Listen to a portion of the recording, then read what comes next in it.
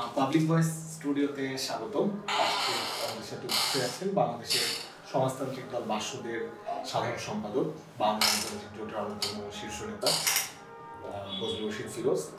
আমরা সমসাময়িক রাজনৈতিক পরিস্থিতি এবং এই সময়ের যে আলোচিত কিছু বিষয়, সেই বিষয়গুলো নিয়ে আমরা ফিরোজের সাথে আলোচনা করব। ফিরোজ ভাই, আপনাকে স্বাগতম। বাংলাদেশের রাজনৈতিক পরিস্থিতি কেমন দেখছেন এখন? পরিস্থিতি ধন্যবাদ। বাংলাদেশ একটা জটিল সময় পার করছে। রাজনৈতিক, অর্থনৈতিক, সামাজিক, সাংস্কৃতিক সমস্ত ক্ষেত্রেই একটা সর্বগ্রাসী একটা সংকটের মধ্যেই আমরা এখনো আছি। জুলাই আগস্টের অভ্যুত্থানের পরে অন্তর্বর্তীকালীন সরকার দায়িত্ব গ্রহণের পর কোনো ক্ষেত্রেই এখনো পর্যন্ত তারা সফলতার আলো দেখাতে পারেনি দেশবাসীকে, জনগণকে। বিশেষ করে জনজীবনের যে প্রধান সংকট এই মুহূর্তে, দ্রব্যমূল্য, সিন্ডিকেট, আর্থিক খাতের অনিয়ম, দুর্নীতি, লুটপাট এবং আইন শৃঙ্খলা পরিস্থিতির নিয়ন্ত্রণে রেখে জনজীবনে যে স্বস্তি ফিরিয়ে আনা।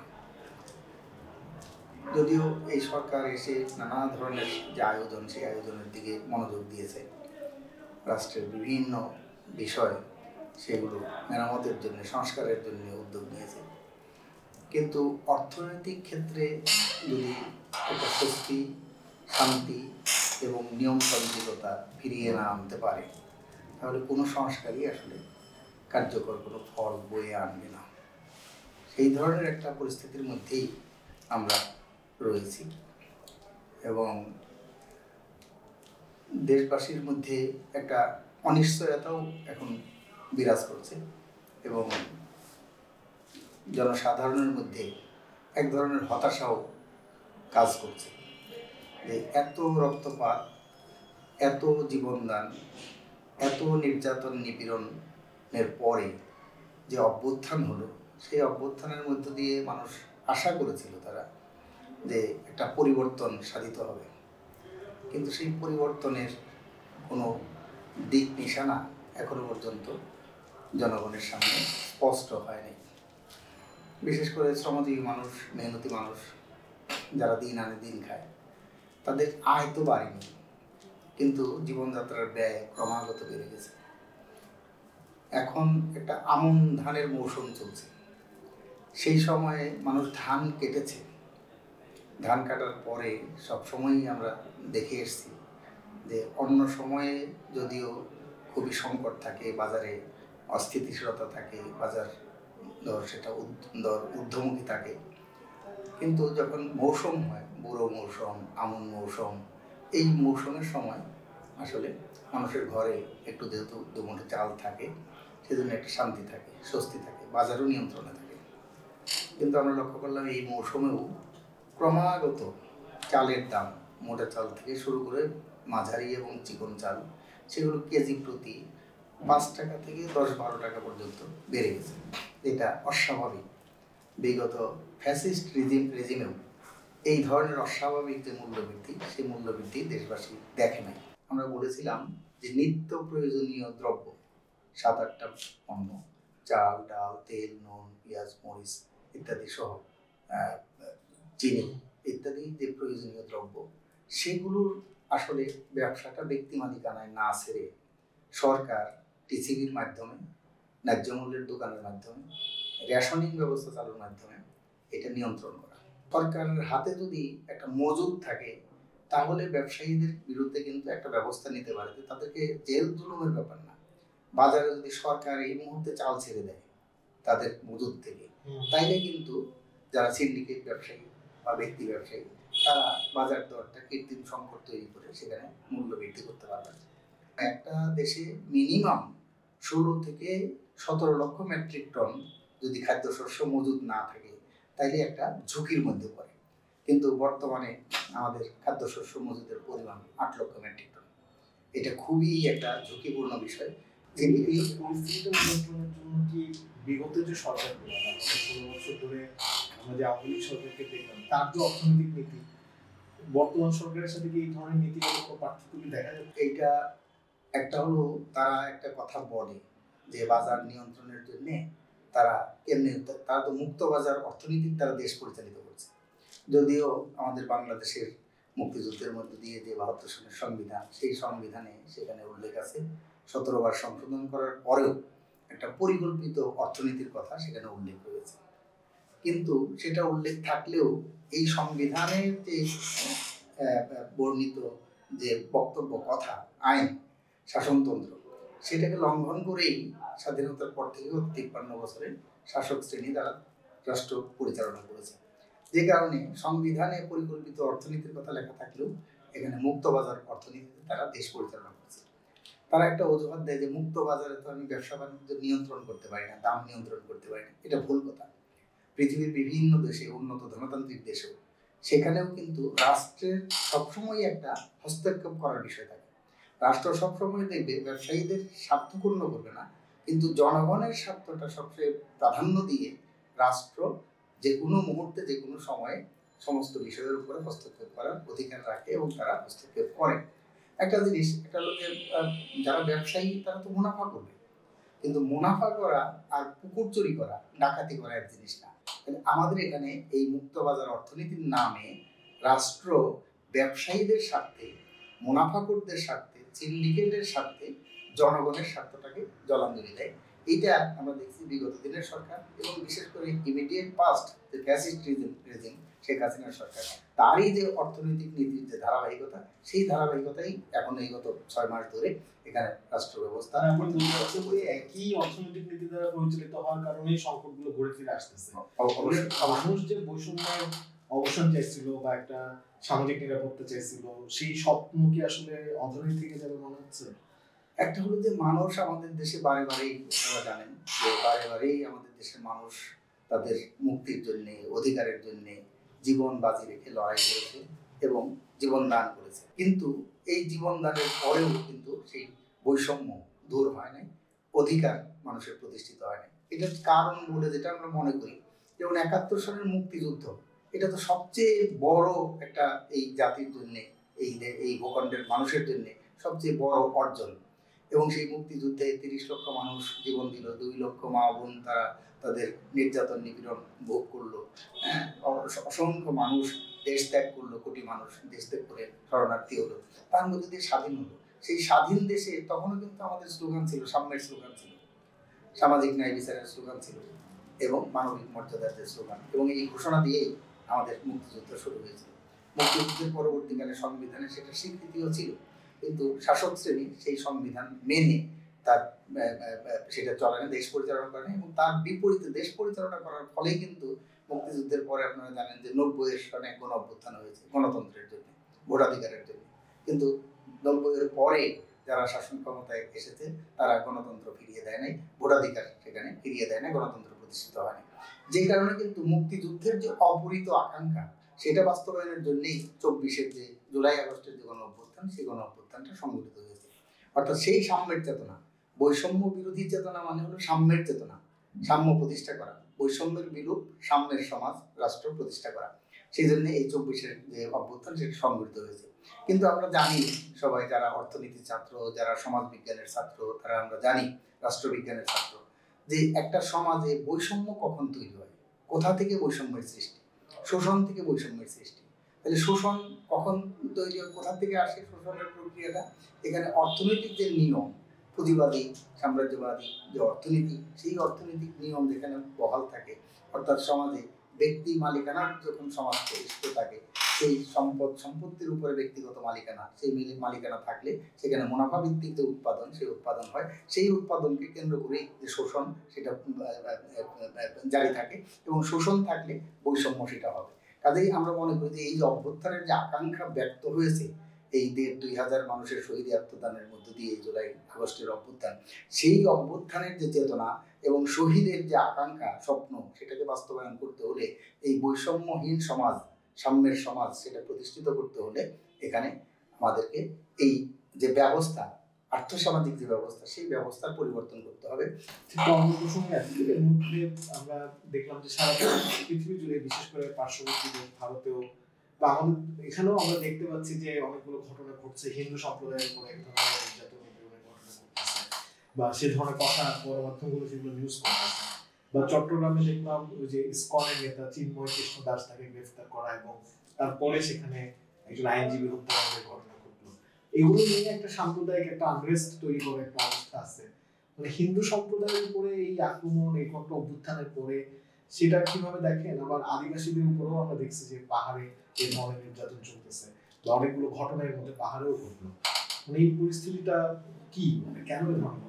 এই উপমহাদেশের যে সাম্প্রদায়িকতা সেটা আজকে নতুন না, এটা দীর্ঘদিন ধরেই এই উপমহাদেশ, বিশেষ করে ভারত, বাংলাদেশ, পাকিস্তান, এই উপমহাদেশ, ইভেন শ্রীলঙ্কা, এই উপমহাদেশে যে সাম্প্রদায়িকতা সেটা বহু দিনের পুরনো একটা ইতিহাস এবং সেখান থেকে এটা এসেছে।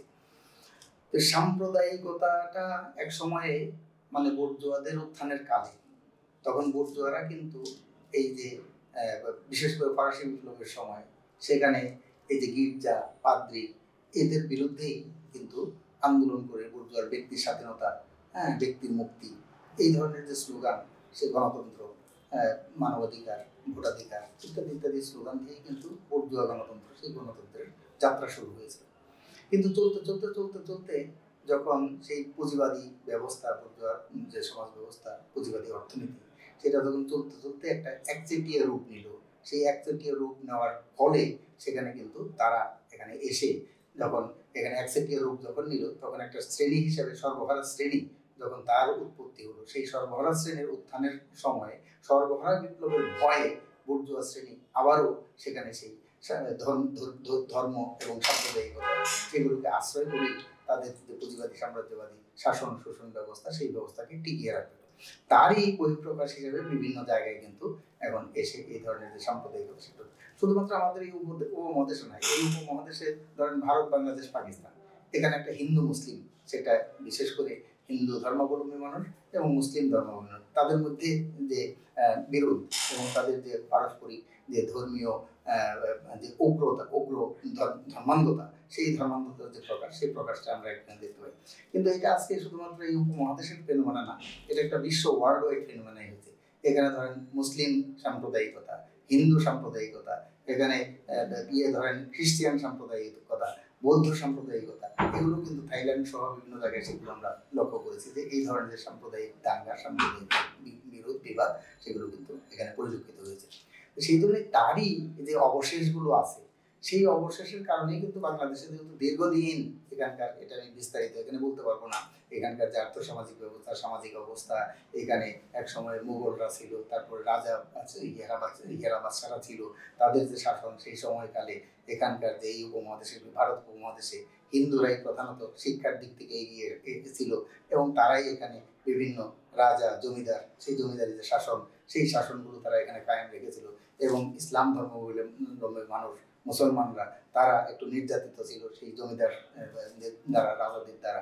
এইগুলোর যে হ্যাংওভার, সেই হ্যাংওভারগুলো এখনো পর্যন্ত আছে এবং সেটাকে পুঁজি করেই শাসকরা কিন্তু সেগুলো তাদের শাসন ক্ষমতাকে টিকিয়ে রাখা এবং তাদের শোষণ সেটাকে বলবৎ রাখার জন্য বারে বারে বারে বারে বিভিন্ন সময়ে তাদের প্রয়োজন মতো এই যে সাম্প্রদায়িকতা এবং ধর্মান্ধতা সেটাকে উস্কানি দেয়। এবং সেই উস্কানির ফলে একটা কথা একটা খেয়াল রাখবেন যে ভারতের কমিউনিস্ট নেতা সিপিএম এর জ্যোতি বসু একসময় বলছিল যে যে কোনো দেশের শাসক দল বা সরকার যদি মনে করে যে এখানে সাম্প্রদায়িক দাঙ্গা হতে দেব না বা হবে না, তাহলে কিন্তু সেখানে সাম্প্রদায়িক দাঙ্গা ঘটে না, সাম্প্রদায়িক দাঙ্গা সেটাকে নিয়ন্ত্রণ করতে পারে। তার মানে শাসকদের ইচ্ছা অনিচ্ছার উপরেই কিন্তু অনেকটা নির্ভর করে সাম্প্রদায়িকতা এবং সাম্প্রদায়িক দাঙ্গা সেটা কতটুকু বিস্তৃত হবে এবং কতটুকু নিয়ন্ত্রিত থাকবে। সম্প্রতি যে ঘটনার কথা বলছেন যে আমাদের দেশে এখানে বিভিন্ন সময় বিগত ফ্যাসিস্ট রিজমে অনেকগুলো সাম্প্রদায়িক দাঙ্গা সেখানে হয়েছে, ঘটনা হয়েছে, নির্যাতন হয়েছে, লুটপাট হয়েছে, ধর্ষণ হয়েছে।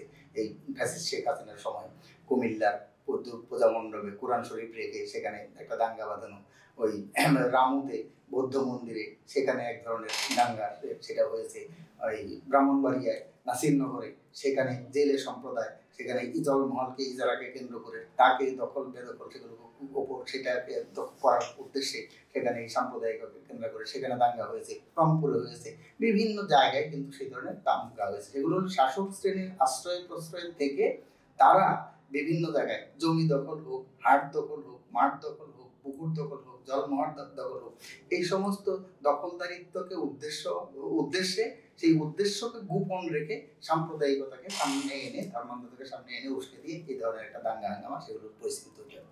এবং জুলাই আগস্টের অভ্যুত্থানের পরেও সেই বিভিন্ন সময় আমাদের এখানে নির্বাচনের পরে দেখা গেছে, বিশেষ করে 2001-এর নির্বাচনের পরে তো একটা ব্যাপক আকারে এখানে একটা সাম্প্রদায়িক দাঙ্গা হয়েছে এবং এখানে হিন্দু সম্প্রদায়ের উপরে আক্রমণ হয়েছে। পরবর্তী সরকারগুলো কিন্তু সেই ঘটনার একটা ঘটনার কোনো বিচার হয় না এবং শাস্তি হয় না, যে কারণে এই ধরনের ঘটনাগুলো এখানে উৎসাহিত হয়।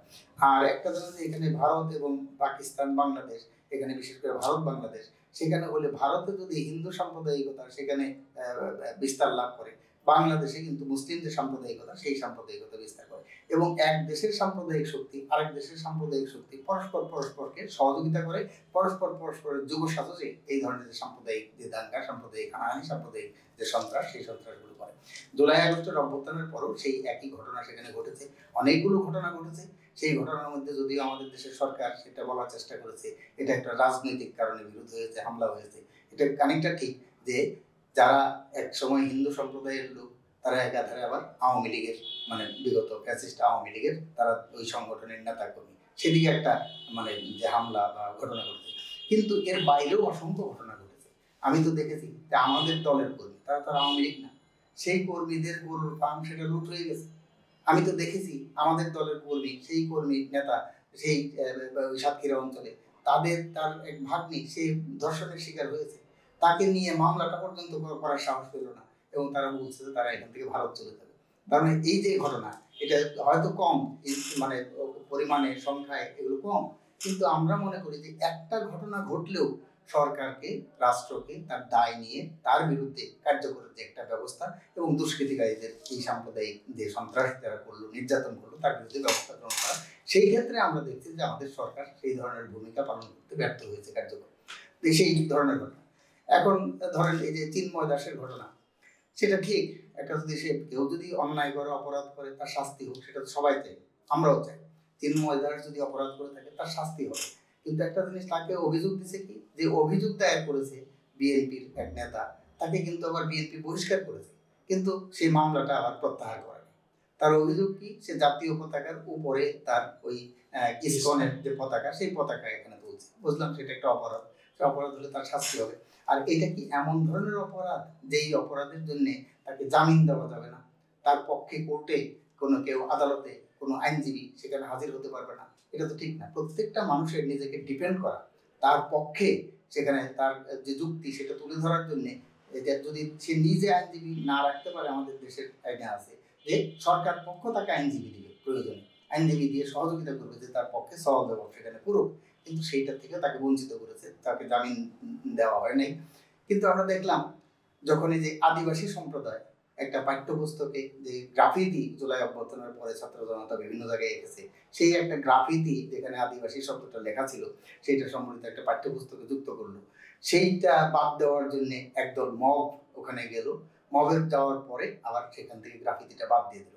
এইটার বিরুদ্ধে যখন প্রতিবাদ করলো আদিবাসী ছাত্র জনতা তাদের ব্যানারে, তাদের উপরে হামলা করলো এক ধরনের মানে উগ্র ধর্মান্ধ সাম্প্রদায়িক যে গোষ্ঠী, এই যারা এটার বিরুদ্ধে কিন্তু তারা যখন হামলা করলো, তারা কিন্তু একই কাজ করলো। চিন্ময় দাস যে কাজ করছে, যে পতাকার উপরে ইসকনের পতাকা লাগাইছে, জাতীয় পতাকার উপরে, এরাও কিন্তু জাতীয় পতাকা মাথায় দিয়ে এবং লাঠির আগায় জাতীয় পতাকা বেঁধে কিন্তু এই আদিবাসী ছাত্র জনতার উপরে হামলা করলো। তাহলে এটাও তো অপরাধ। যদি চিন্ময় দাসের এটা অপরাধ আমি মনে করি বা রাষ্ট্র মনে করে, তাহলে এইটাও কিন্তু একই ধরনের অপরাধ। সম্প্রতি আমরা দেখলাম যে বিএনপি মহাসচিব তিনি বললেন এই সরকারের নিরপেক্ষতা নিয়ে এক ধরনের প্রশ্ন তুলছেন এবং বলছেন যে আসলে নির্বাচনের আগে আবার একটা নিরপেক্ষ সরকারের বা তদারকি সরকারের দাবিও আসতে পারে, যার প্রতিক্রিয়া আমরা দেখলাম যে এখানকার যারা ছাত্র উপদেষ্টা, বিশেষ করে নাহিদ ইসলাম, সে এক ধরনের প্রতিক্রিয়া দিলাম যে একটা ১/১১ ষড়যন্ত্র দেখতে পাচ্ছে এখানে। ছাত্রদের দল গঠন প্রক্রিয়া, বিএনপি মহাসচিবের এই ধরনের বক্তব্য, সবকিছু মিলে পরিস্থিতিটা কেমন?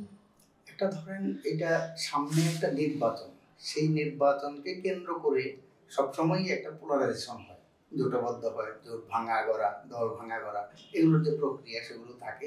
এবং আমাদের দেশে এই ধরনের একটা অসুস্থ রাজনৈতিক যে প্রক্রিয়া, এটা দীর্ঘদিন যাবত আছে। বিশেষ করে ক্ষমতাসীন যে দল থাকে বা সরকার থাকে, তারাই এই সমস্ত দলগুলো ভাঙানো, জোটগুলো ভাঙানো, সুযোগ সুবিধা দেওয়া এগুলো করে থাকে এবং একটা কি বলে একটা অস্থির রাজনীতির সেটা প্রকাশ তারা ঘটায়। এখন যে অন্তর্বর্তীকালীন সরকার আছে এটা আমরা নিরপেক্ষ একটা সরকার মনে করি, যে দল নিরপেক্ষ সরকার, তারা কোনো পার্টিজান না। এবং এই দেশের জনপদের বিশেষ করে 11 সালে যখন এই আওয়ামী লীগ সরকার সেই এসে বিগত দিনে ফ্যাসিস্ট সরকার তত্ত্বাবধায়ক সরকার সেই সরকারের বিধানটা বাতিল করে দিল সংবিধান থেকে, তখন থেকেই কিন্তু আমরা এই তত্ত্বাবধায়ক সরকার বা অথবা নিরপেক্ষ তদারকি সরকারের অধীনে একটা নির্বাচন, যেহেতু দলীয় সরকারের অধীনে কোনো নির্বাচন সুষ্ঠু হয় না, সেই জন্য একটা নির্দলীয় তদারকি সরকার বলি, তত্ত্বাবধায়ক সরকার বলি, কেয়ারটেকার সরকার বলি, সেই নিরপেক্ষ সরকারের অধীনে নির্বাচনের দাবিতে এদেশের রাজনৈতিক যে দলগুলো, বিরোধী সকল রাজনৈতিক দল তারাই আন্দোলন করে আসছে। তাহলে সেই জন্যই আগামী দিনে যে নির্বাচন হবে সেই নির্বাচন একটা নিরপেক্ষ সরকারের অধীনে অনুষ্ঠিত হোক, এটা কিন্তু এই আন্দোলনের চাওয়া, এই গণ অভ্যুত্থানের চাওয়া, মানে ভোটাধিকার, আমার ভোট আমি দেবো, আমাদের ভোটাধিকার ফিরিয়ে দিতে হবে, সেই দাবিটা। সেই জন্যই সরকারের মধ্যে যারা আছে, বিশেষ করে বৈষম্য বিরোধী ছাত্র আন্দোলন, এটা একটা প্ল্যাটফর্ম ছিল, এটা কোনো রাজনৈতিক দল বা কোনো সংগঠন ছিল না। সেটা কিন্তু এখন আর এই অভ্যুত্থানের পরে সাম্প্রতিক সময়ে সেটা এই আন্দোলনের প্ল্যাটফর্ম নাই, এটা কিন্তু একটা রাজনৈতিক ছাত্র সংগঠন হিসেবে এটা আবির্ভূত হয়েছে। এবং তাদেরই মানে সহযোগিতায় বা সহযোগী আরেকটা হিসেবে জাতীয় নাগরিক কমিটি নামে আরেকটা সংগঠন এখানে প্ল্যাটফর্ম এখানে গড়ে উঠেছে। এটা ভিন্ন ভিন্ন সংগঠন, অবশ্যই অসংখ্য দল, যে কেউ রাজনীতি করতে পারে, সংগঠন করতে পারে, সেইটা তো আমাদের একটা সাংবিধানিক অধিকার। বাক ব্যক্তি, সংবাদপত্রের স্বাধীনতা, সংগঠন করার স্বাধীনতা, মিছিল মিটিং, ধর্মঘট, সভা সমাবেশ করার স্বাধীনতা, এটা আমাদের সংবিধানে মৌলিক অধিকার চ্যাপ্টারে সেটা সন্নিবেশিত আছে। কাজে যে কোনো ব্যক্তি, যে কোনো গোষ্ঠী তারা একটা রাজনৈতিক দল, রাজনৈতিক সংগঠন করতে পারে, এটা স্বাগত। এটা বিচার করবে জনগণ, যে তারা তাদের আদর্শ, উদ্দেশ্য, লক্ষ্য সেগুলো জনগণের কাছে নিয়ে যাবে, জনগণ সমর্থন করলে তারা রাজনীতি করবে। কিন্তু দেখা গেছে যে আমাদের যে বৈষম্য বিরোধী ছাত্র আন্দোলনের যারা নেতৃত্ব ছিল, সেখান থেকে 3 জন তারা এখানে এই উপদেষ্টা পরিষদে অংশ নিয়েছে। সেই উপদেষ্টা পরিষদে অংশ নিয়ে তারা যদি উপদেষ্টা পরিষদের থেকে রাজনৈতিক দল করতে চায় বা নির্বাচন করতে চায়, তাহলে সেইটা তো নিরপেক্ষ নির্বাচন হবে না। তাহলে তো তারা একটা দল, একটা পার্ট, তাহলে একটা পার্ট হিসেবে তারা ওখানে ভূমিকা থাকতে পারবে। তাহলে অবশ্যই ওই সরকার থেকে পদত্যাগ করে তারা অবশ্যই রাজনৈতিক দল করতে পারে। বিএনপি মহাসচিব একটা কথা বলছে যে সরকারের যদি নিরপেক্ষতা না থাকে তাইলে নিরপেক্ষ সরকারের দরকার হবে, আর যদি নিরপেক্ষ থাকে তাইলে তো আর দরকার হবে না। সম্প্রতি দেখলাম প্রথমে জামাত এবং পরে বিএনপি দুই দলে গিয়ে চরমনের সাথে বৈঠক করলো, এবং সেখানেও আপনি দেখছেন যে বিএনপি একটা অঙ্গীকার নামে স্বাক্ষর করছে যে ইসলাম বিরোধী কোনো আইন এগুলো সে করবে না, বা কেউ ইসলামের বিরুদ্ধে কথা বলা বরদাস্ত করবে না। আবার এক ধরনের যা আমরা গতকালকেও পত্রপত্রিকায় দেখলাম যে পুরো শিক্ষা ব্যবস্থার ক্ষেত্রে এক ধরনের আওয়ামী প্রশাসন ঘটিয়ে এক ধরনের জামাতিকরণ সেটা এগুলো ঘটতেছে।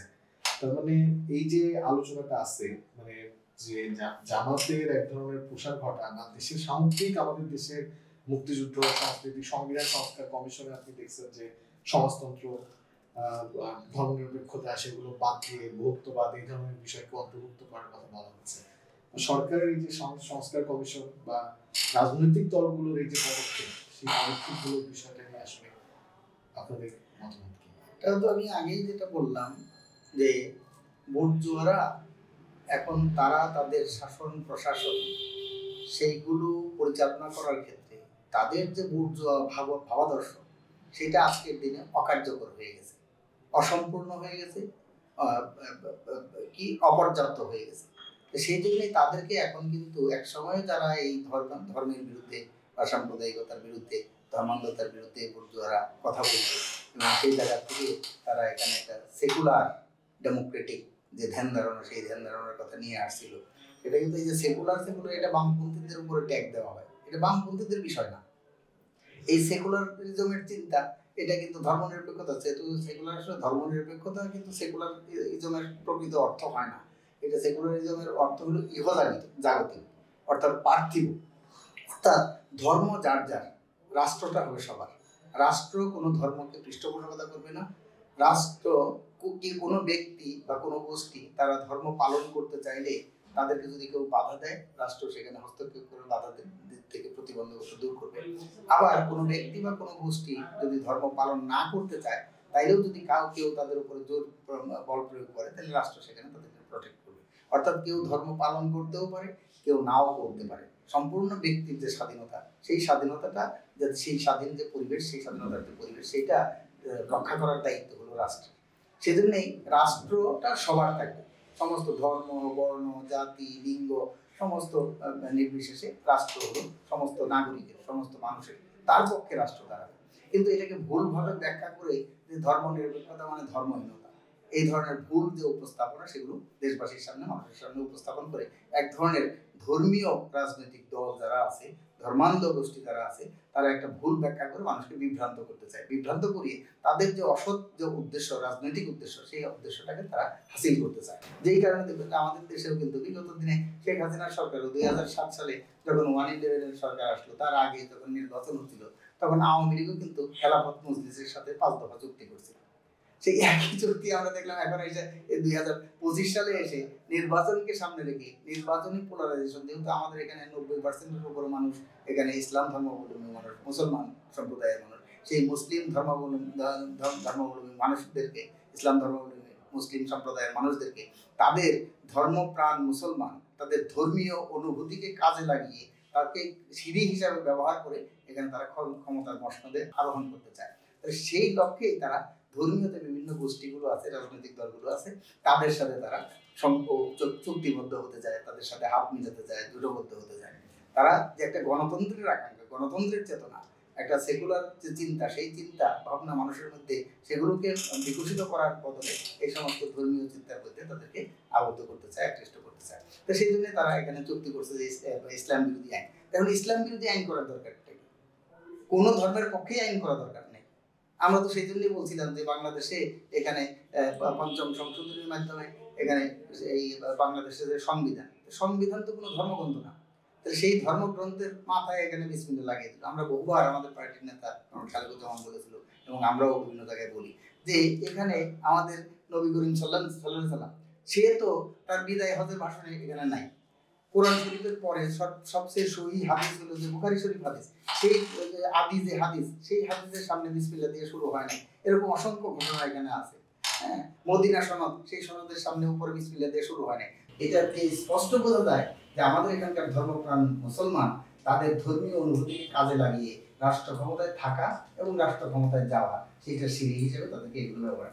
সেই জায়গা থেকে এসে এখন আমাদের এখানকার বিভিন্ন বুর্জোয়া যে শাসক শ্রেণীর যে দলগুলো, তারা বিভিন্ন ধর্মীয় গোষ্ঠী, সেই ধর্মীয় গোষ্ঠীর সাথে সেটা কে কার সাথে কাকে পক্ষে টানবে সেটার একটা প্রতিযোগিতায় নামছে। সেই প্রতিযোগিতার অংশ হিসেবেই সেটা হয়তো করছে। জামাত ইসলামও গেছে তাদের পক্ষে টানার জন্য, বিএনপিও গেছে তাদের পক্ষে টানার জন্য। এই যে বৈষম্য বিরোধী স্লোগান বা এই স্লোগানটা তো বামপন্থীরা দেয়, বামপন্থীদের স্লোগান। তাহলে এই যে এত বড় স্লোগান নিয়ে এত বড় একটা গণঅভ্যুত্থান হলো, আসলে বামপন্থী রাজনীতির কোনো অবস্থা আছে কিনা, বা এই সময় আসলে বামপন্থীদের সামনে নির্বাচন বা এই সমগ্র বিষয় নিয়ে বামপন্থীদের আসলে বিশেষ কোনো পরিকল্পনা আছে কিনা, বামপন্থীরা সেটা কিভাবে ভাবছেন? এই জুলাই আগস্ট যে অভ্যুত্থানটা সংগঠিত হলো, দেশের বিভিন্ন বিরোধী রাজনৈতিক দলগুলো, বিভিন্ন শ্রেণী পেশার মানুষ, তারা তো গত প্রায় 15.5 বছর 16 বছর ধরেই বিগত ফ্যাসিস্ট রেজিমের বিরুদ্ধে আন্দোলন করছে। নানা ধরনের জেল, জুলুম, হুলিয়া, নির্যাতন, গুম ইত্যাদি নানা ধরনের হয়রানির যে শিকার সরকারের পক্ষ থেকে সেটা হয়েছে। কিন্তু অভ্যুত্থানটা সংগঠিত হয়নি। একদিকে হলো যে শাসক শ্রেণীর বাইরে শাসক শ্রেণীর যে অপর অংশ, তাদের প্রতি জনগণের যে আস্থা, যে তারা আস্থা, সেই আস্থাহীনতাটা ছিল। এবং এখানকার যারা প্রকৃত মানে জনগণের যে শক্তির কথা বলে, জনগণের মুক্তির কথা বলে, সেই শক্তিও দৃশ্যমান সাংগঠনিক শক্তির দিক থেকে খানিকটা দুর্বল এবং একটা বিভক্তি আছে তাদের মধ্যে। সেই জন্য সেই শক্তির উপরও তারা ভর করতে পারছে না। এই জন্যই গত 15-16 বছর ধরেই মানুষ ফুসছিল আগ্নেয়গিরির লাভার মতো, কারণ কে এখানে স্পার্কটা করবে। এবং একটা অবলম্বন দেশের মানুষ করছিল। শ্রমিক বলেন, কৃষক বলেন, ছাত্র বলেন, জনতা বলেন, সমস্ত শ্রেণী পেশার মানুষ তারা একটা অবলম্বন করছিল, যেই অবলম্বনকে ধরে তারা এই ফ্যাসিস্ট রেজিম সেটা উচ্ছেদ সাধন করতে পারে। সেই অবলম্বনটাই এখানে কিন্তু এই কোটা বিরোধী যে আন্দোলন, সেই আন্দোলনের মধ্য দিয়ে একটা পর্যায়ে এসে, যখন কোটা সংস্কারের যে আন্দোলন, সেই আন্দোলনটা একটা পর্যায়ে এসে বৈষম্য বিরোধী ছাত্র আন্দোলনের যে প্ল্যাটফর্ম এই নামে অভিহিত করা হলো, তখন মানুষ বুঝলো যে ঠিক আছে, এটা একটা কোনো দলীয় প্ল্যাটফর্ম না, একটা নির্দলীয় একটা প্ল্যাটফর্ম। কিন্তু যে আকাঙ্ক্ষাটা ব্যক্ত করছে, যে স্লোগানটা ব্যক্ত করছে, যে বৈষম্যহীন একটা সমাজ, কোটার বৈষম্য দূর করতে হবে এবং সমাজের সর্বক্ষেত্রে যে বৈষম্য, অর্থনৈতিক বৈষম্য, নারী পুরুষের বৈষম্য, জাতপাতের বৈষম্য, ধর্মীয় যে বৈষম্য, লিঙ্গীয় বৈষম্য, এই বৈষম্য, সকল প্রকার বৈষম্য নিরসনের দাবিতে যারা দীর্ঘদিন যাবৎ লড়াই করছে, তখন এই বৈষম্য বিরোধী প্ল্যাটফর্মের মধ্যে এসে সবাই মিলে সামিল হয়েছে এবং যে নির্বিচারে যে হত্যাকাণ্ড সংঘটিত করছে, সেই হত্যাকাণ্ডগুলো মানুষ অ্যাকসেপ্ট করে নাই, গ্রহণ করে নাই। তার বিরুদ্ধে প্রতিবাদে মানুষ রাস্তায় নামছে এবং সরকারের পতন ঘটছে, অভ্যুত্থান সংঘটিত হয়েছে। কিন্তু অভ্যুত্থানের পরে যেহেতু বৈষম্য বিরোধী যে প্ল্যাটফর্ম, এটা কোনো রাজনৈতিক প্ল্যাটফর্ম ছিল না, রাজনৈতিক দল বা সংগঠনের ছিল না, তাদের আগে পূর্বের কোনো কর্মসূচিও নেই, তাদের কোনো ম্যানিফেস্টো ছিল না, তাদের কোনো কর্মসূচি ছিল না, তাদের কোনো প্রোগ্রাম ছিল না, তাদের কোনো প্রক্লামেশন ছিল না যে আমরা এই সরকারকে উচ্ছেদ করে এই ধরনের ব্যবস্থাটা আমরা কায়েম করতে চাই, এই ব্যবস্থাটা এইভাবে আমরা কায়েম করবো, এই ধরনের কোনো ডিটেল কোনো প্ল্যান প্রোগ্রাম তাদের ছিল না। অন্তত পক্ষে জনগণের সামনে দৃশ্যমানভাবে এগুলো ছিল না। কারো মনে ছিল কিনা, অন্তরে ছিল কিনা, সেটা ভিন্ন কথা, কিন্তু দৃশ্যমান জনগণের সামনে সেইট কোনো বক্তব্য তাদের ছিল না। যেই কারণে অভ্যুত্থানের পরে এসে হয়েছে কি, অভ্যুত্থানের পরে এসে যার যার যে শক্তিগুলো, সেই শক্তিগুলো যার যার অবস্থানে চলে গেছে। রাজনৈতিক দলগুলো, ছাত্র সংগঠনগুলো, শ্রমিক সংগঠনগুলো, পেশাজীবী সংগঠনগুলো যার যার নিজস্ব দাবি নিয়ে তারা কিন্তু আন্দোলনের মধ্যে আছে, এখন আন্দোলনের মধ্যে আছে এবং যার যার তারা সবাই ভাবতেছে সামনে একটা নির্বাচন হবে, সেই নির্বাচনের মধ্যে দিয়ে পরিবর্তন হবে। কিন্তু বৈষম্য বিরোধী যে চেতনা, সেটা বাস্তবায়ন তো শুধুমাত্র একটা নির্বাচনের মধ্যে দিয়ে হবে না। কারণ এই জন্য বৈষম্য বিরোধী আন্দোলনের মধ্যে দিয়ে একটা গণ অভ্যুত্থান সংগঠিত হলো, সেই অভ্যুত্থানের মধ্যে দিয়ে কিন্তু শ্রেণীর পরিবর্তন হইল না, শাসকের পরিবর্তন হয়েছে। এক শ্রেণীর বা একই শ্রেণীর এক অংশের হাত থেকে ক্ষমতাটা আরেক অংশের কাছে গেছে। সেই জন্যই কিন্তু এখন এই যে নিয়মান হচ্ছে, জনগণের মধ্যে একটা হতাশা, সেই হতাশাটা এখানে কাজ করতে। সেই জন্যই আমরা বলছি সেইটা বাস্তবায়ন করার জন্য একটা সেই ধরনের একটা রাজনৈতিক শক্তি লাগবে, সেই ধরনের একটা কর্মসূচি লাগবে এবং সেই কর্মসূচির ভিত্তিতে একটা রাজনৈতিক শক্তির নেতৃত্বে তার একটা আন্দোলন, সেই আন্দোলনটা এখানে গড়ে তুলতে হবে। আগামী নির্বাচনকে কেন্দ্র করে সেই ধরনের জায়গায় বলে যে পোলারাইজেশন হচ্ছে, একদিকে বুর্জোয়া জাতীয়তাবাদী যে ধারা, সেই ধারার একটা অংশ এখানে পদত্যাগ, দেশ ত্যাগ করে আওয়ামী লীগের নেতৃত্বে বা তাদের সহযোগী যারা ছিল, 14 দল ছিল, তারা এখন আন্ডারগ্রাউন্ডে আছে, দেশে থাকলেও আন্ডারগ্রাউন্ডে আছে, নাহলে বিদেশে পলাতক আছে। আর একটা আছে বুর্জোয়া জাতীয়তাবাদী ধারা, আর একটা বিএনপির নেতৃত্বে আছে। সেটা এর বিপরীতে একটা ধারা আছে যে বুর্জোয়া মৌলবাদী ধর্মীয় সাম্প্রদায়িক ধারা, সেটার প্রধান নেতা হলো জামাত ইসলাম এবং আরো ইসলামী আন্দোলন, হেফাজতে ইসলাম ইত্যাদি ইত্যাদি যারা আছে, তারা হলো ধর্মীয় বুর্জোয়া ধর্মীয় মৌলবাদী সাম্প্রদায়িক ধারা। তার মানে বুর্জোয়া জাতীয়তাবাদী ধারা, বুর্জোয়া মৌলবাদী সাম্প্রদায়িক ধারা। আমরা মনে করি এই দুই ধারার বিপরীতে একটা বাম, প্রগতিশীল, উদার, গণতান্ত্রিক রাজনৈতিক শক্তির একটা বিকল্প ধারা এখানে তৈরি করা দরকার। যেমনি ভাবে আগে আওয়ামী লীগ, বিএনপি দ্বিদলীয় ধারা ছিল, এ টু বি। আমরা আমাদের দলের পক্ষ থেকে সবসময় বলছি এ বি না, শুধু এ বি এবং সি, এই ট্রায়াঙ্গলটা করতে হবে। আমরা এখনো মনে করি এই বুর্জোয়া জাতীয়তাবাদী ধারা, বুর্জোয়া ধর্মীয় মৌলবাদী সাম্প্রদায়িক ধারার বিপরীতে একটা বাম, প্রগতিশীল, উদারনৈতিক, গণতান্ত্রিক রাজনৈতিক শক্তির যে বিকল্প ধারা, সেই ধারাটা গড়ে তুলতে হবে। আমরা আমাদের দলের পক্ষ থেকে, আমাদের বাম গণতান্ত্রিক জোটের পক্ষ থেকে এবং অপরাপর বামপন্থী শক্তি, তাদেরকে ঐক্যবদ্ধ করা এবং যারা উদারনৈতিক গণতান্ত্রিক শক্তি আছে, যারা এই ফ্যাসিবাদের দোষর ছিল না এবং এখানে একটা মুক্তিযুদ্ধের যে 71 সনের যে মুক্তিযুদ্ধের যে প্রকৃত চেতনা, সাম্যের চেতনা, বৈষম্যহীন একটা বাংলাদেশ, এটা শোষণমুক্ত একটা বাংলাদেশ প্রতিষ্ঠার চেতনা, সেইটাকে ধারণ করে এবং এই 24-এর গণ অভ্যুত্থানের যে আকাঙ্ক্ষা, সেই আকাঙ্ক্ষাকে ভিত্তি করে একটা নতুন বাংলাদেশ গড়ে তোলার লক্ষ্যে আমরা একটা বিকল্প শক্তি নির্মাণ করার জন্য বিভিন্ন রাজনৈতিক দলগুলোর সাথে আমরাও আলোচনা করছি, বিভিন্ন জোটের সাথে আমাদের আলোচনা হচ্ছে। এইটা মনে করছি যে আমরাও একটা বিকল্প বলয় গড়ে তুলব। সেখানে সেই বিকল্প বলয়টা শুধুমাত্র এখানে আগামী নির্বাচন না, এই নির্বাচনের পরেও এখানে একটা সমাজ ব্যবস্থার আমূল পরিবর্তনের লক্ষ্যে সেই বিকল্প রাজনৈতিক ধারা, সেইটা সৃষ্টি করার জন্য আমরা চেষ্টা করতেছি, আমাদের প্রচেষ্টা অব্যাহত আছে। আমরা আশাবাদী যে অচিরেই আমরা সেই ধরনের একটা বিকল্পের যে রূপরেখা, সেটা দেশবাসীর সামনে, জনগণের সামনে আমরা হাজির করতে পারবো। হ্যাঁ, ধন্যবাদ। পাবলিক ভয়েস টিভিকেও ধন্যবাদ।